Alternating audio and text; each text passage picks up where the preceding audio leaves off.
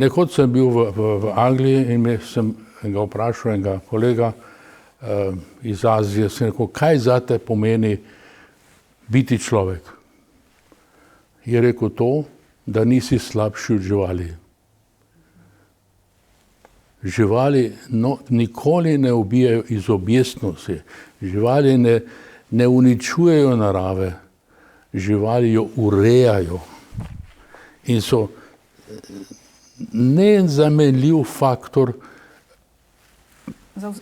če tudi tisočeri, od najmanjše mravljice do največjega slona. Ampak človek je pa za svoje pogoltnosti vse prezrl.